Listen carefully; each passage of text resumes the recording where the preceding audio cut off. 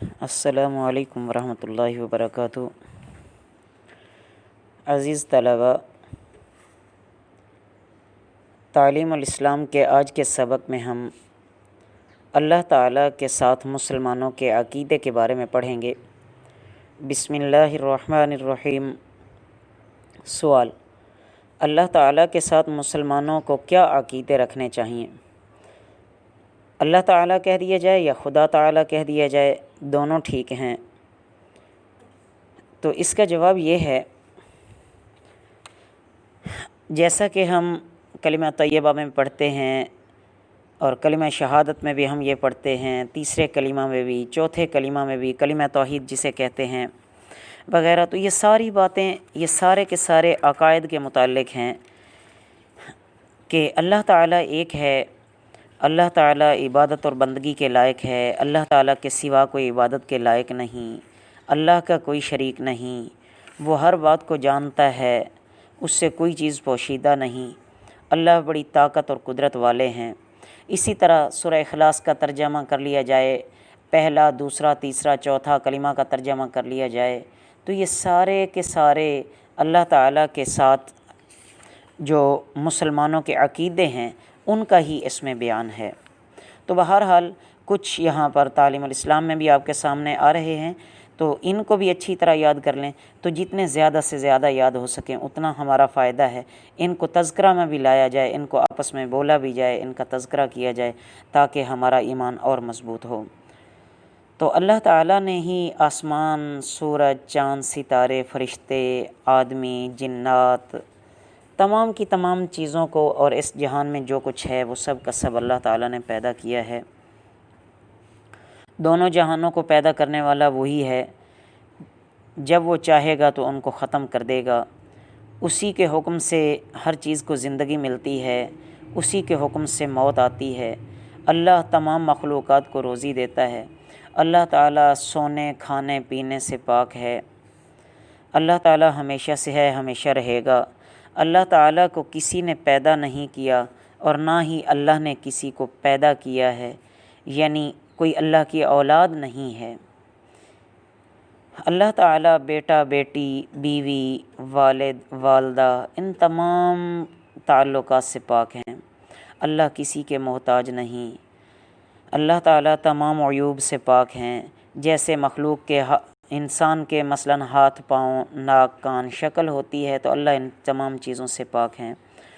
اللہ نے فرشتوں کو اس لیے پیدا کیا کہ ایک تو اللہ تعالیٰ کی عبادت کریں اور دوسرا دنیا کے انتظاموں اور خاص خاص کاموں پر اللہ تعالیٰ نے فرشتوں کو مقرر فرما دیا ہے۔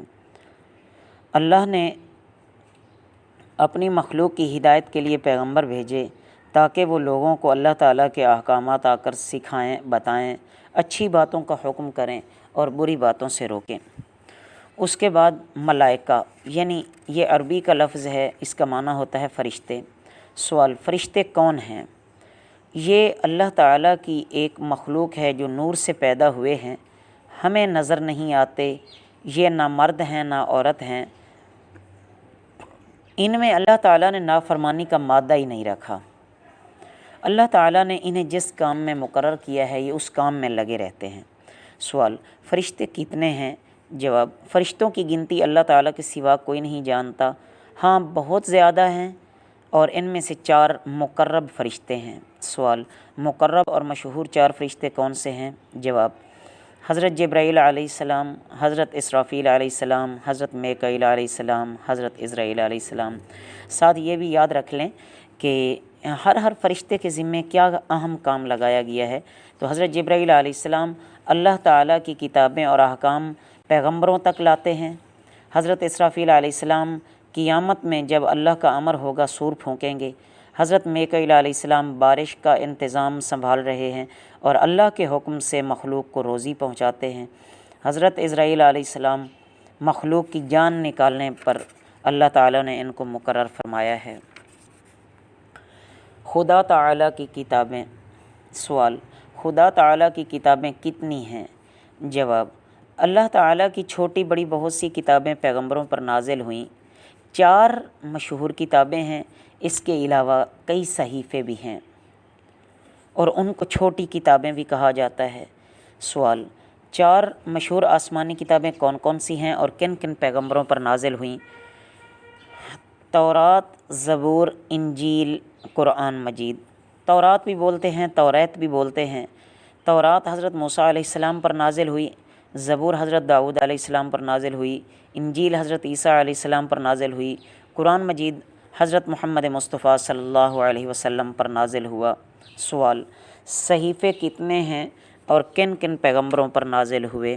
جواب: صحیفوں کی تعداد تو معلوم نہیں ہے، ہاں البتہ کچھ صحیفے حضرت آدم علیہ السلام پر اور کچھ حضرت شیس علیہ السلام پر اور کچھ حضرت ابراہیم علیہ السلام پر نازل ہوئے، اور اسی طرح اور بھی کچھ پیغمبر ہیں جن پر اللہ رب العزت نے اپنی چھوٹی کتابیں یعنی صحیفے نازل فرمائے۔ خدا کے رسول یعنی پیغمبر صلی اللہ علیہ وسلم۔ سوال: رسول کون ہوتے ہیں؟ جواب: اللہ تعالی اپنے بندوں تک پیغام پہنچانے کے لیے ان کو بھیجتے ہیں، اور یہ بھی اللہ کے بندے اور انسان ہوتے ہیں۔ یہ سچے ہوتے ہیں، کبھی جھوٹ نہیں بولتے، نہ کسی پیغام کو چھپاتے ہیں، نہ اس میں کوئی کمی بیشی کرتے ہیں۔ سوال: نبی کے کیا معنی ہیں؟ نبی کے بھی یہی معنی ہیں کہ وہ اللہ کے بندے اور انسان ہوتے ہیں، اللہ کے احکام بندوں تک پہنچاتے ہیں، جھوٹ نہیں بولتے، گناہ نہیں کرتے، اللہ کے حکموں میں کوئی کمی زیادتی نہیں کرتے۔ عزیز طلبہ، کل کے سبق میں ہم نبی اور رسول میں جو فرق ہے وہ بیان کریں گے۔ وما علینا الا البلاغ المبین۔